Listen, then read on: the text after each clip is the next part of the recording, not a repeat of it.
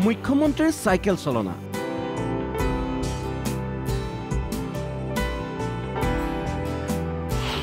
মুখ্যমন্ত্ৰীৰ সেলফি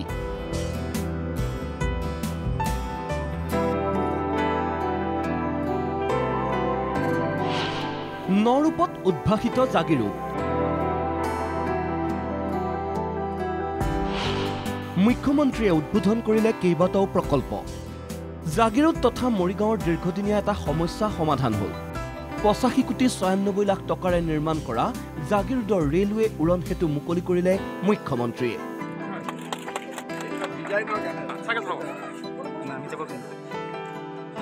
ৰাইজৰ হাতত অৰ্পণ 7 কোটি 20 লাখ টকাৰে নিৰ্মিত শীততাপ নিয়ন্ত্ৰিত প্ৰেক্ষাগৃহ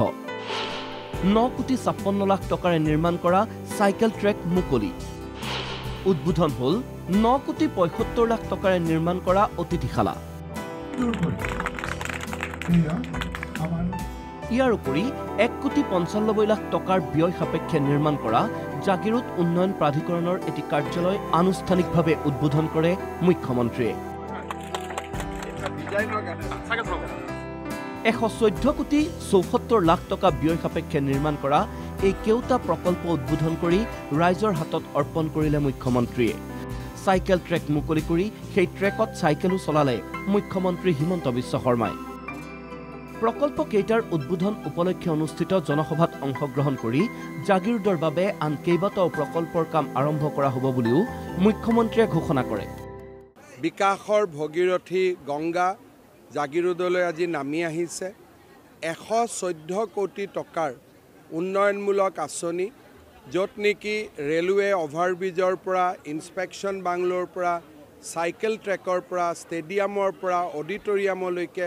সকলোবিলাক সমৃদ্ধ হৈ আছে জাগিৰোডৰ নগাঁও কাগজ কলৰ খেলপথাৰত অনুষ্ঠিত হোৱা এই সভাত অংশ লয় স্থানীয় বিধায়ক তথা মন্ত্ৰী বিজুজ হাজৰিকাই অনুষ্ঠানত মুখ্যমন্ত্ৰীৰ সৈতে উপস্থিত থাকে স্বাস্থ্যমন্ত্ৰী কেশৱ মহন্ত বিধায়ক ৰূপক শৰ্মা ৰমাকান্ত দেউৰী শশীকান্ত দাস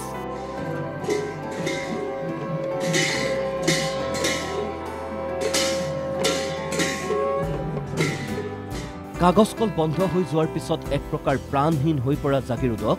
এই নতুন প্ৰকল্প কেইটাই উদ্ভাসিত কৰিব বুলি আশা প্ৰকাশ কৰিছে জাগিৰোডবাসীয়ে জাগিৰোডৰ পৰা ধনঞ্জয় প্ৰসাদ NKTV+